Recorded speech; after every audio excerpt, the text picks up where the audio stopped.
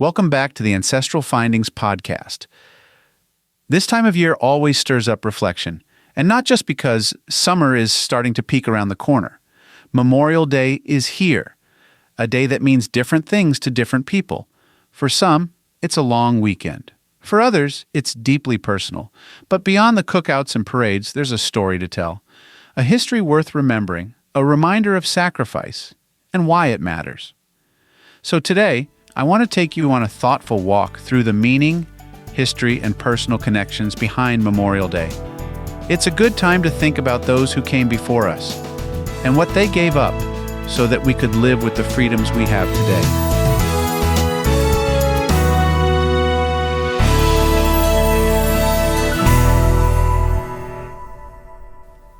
Memorial Day wasn't always called that. It started as Decoration Day, back in the years following the Civil War. That war, which ended in 1865, took more American lives than any other conflict in our history. The number of dead was so great that the country had to establish its first national cemeteries just to bury them all. By the late 1860s, communities across the United States had begun holding springtime gatherings where they decorate the graves of fallen soldiers with flowers and say a few prayers in remembrance. One of the earliest recorded ceremonies took place in Charleston, South Carolina, in 1865. There, freed slaves and Union soldiers gathered to honor Union troops who had died in a Confederate prison camp. It was a deeply emotional event, one that helped spark a larger movement across the country to formally commemorate those who gave their lives in war. In 1868, General John A. Logan, a leader of a Northern veterans organization, issued a call for a nationwide day of remembrance later that month. He chose May 30th, partly because it wasn't tied to the anniversary of any particular battle.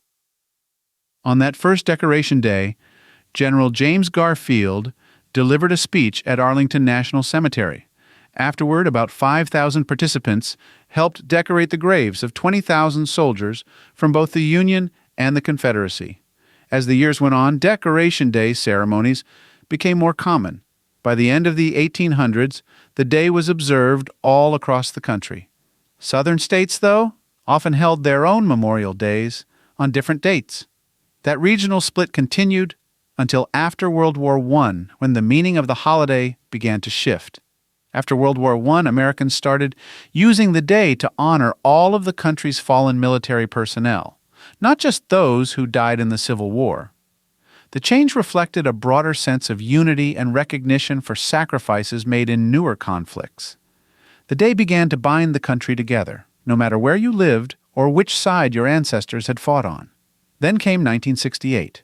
Congress passed the Uniform Monday Holiday Act, a law that moved Memorial Day from its original May 30th date to the last Monday in May. The idea was to create more three-day weekends for federal employees. The change officially took effect in 1971, and that's when Memorial Day became an official federal holiday.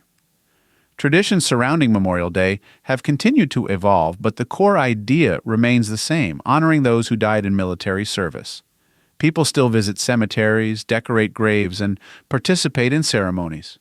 Volunteers place American flags on headstones in national cemeteries. Many still wear red poppies, a tradition inspired by the World War I poem In Flanders Fields. That small flower became a lasting symbol of remembrance.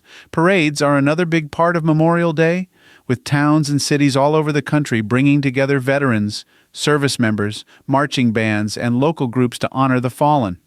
And since the year 2000, there's been a national moment of remembrance at 3 p.m. local time. It's a simple act, just a moment of silence, but it brings us together as a nation to reflect and remember.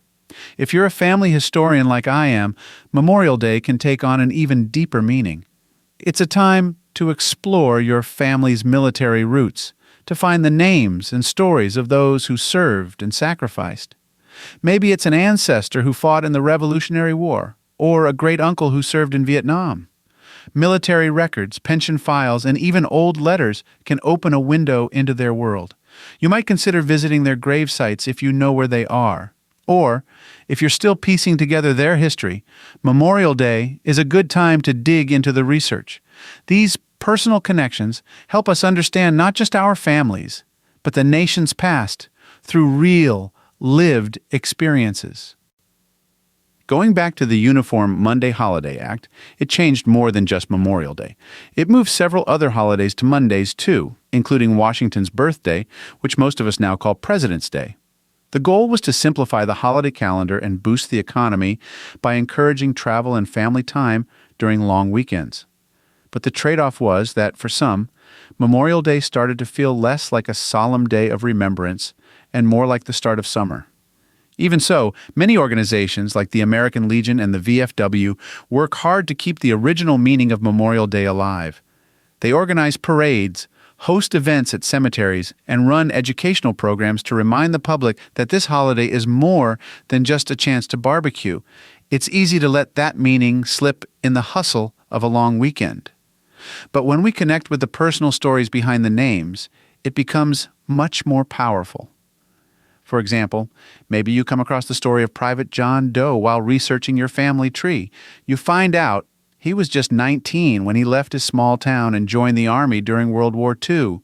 He sent letters home filled with nervous excitement, talking about his buddies, the training, and his dreams for the future. And then one day, the letters stop. You learn he was killed in action. Suddenly, he's not just a name in a file, he's family.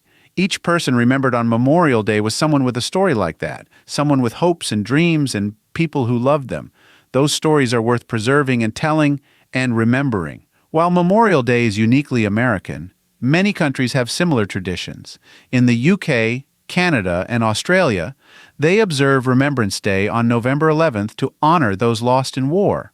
Australia and New Zealand also have Anzac Day on April 25th to commemorate the troops who fought at Gallipoli. In Germany, there's Volkstrauertag, a national day of mourning for victims of war and violence. These international observances remind us that honoring the fallen is a shared human experience. War affects everyone, no matter the flag or the language. As we head into Memorial Day weekend, we'll see sales, beach trips, and backyard picnics. But somewhere in the middle of all that, we can still take a moment to reflect. We can still honor those who gave everything and think about what they gave it for. If you're on your own genealogy journey, I encourage you to explore the military side of your family history. Visit a grave, pull up a pension record, ask an older relative what they remember. These stories are part of your heritage, and Memorial Day is the perfect time to remember them.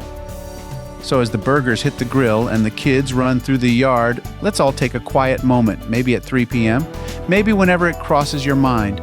But let's remember, let's be grateful.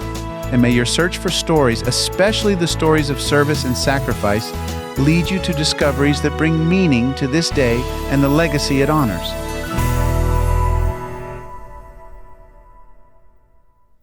If you've got a hard-to-find ancestor you're stuck on, I'd love to hear about it.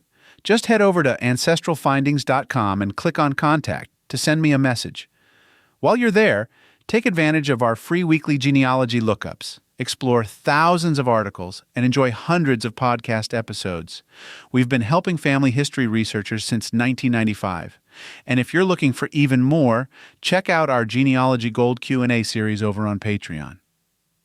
Thanks for listening. And as always, happy searching.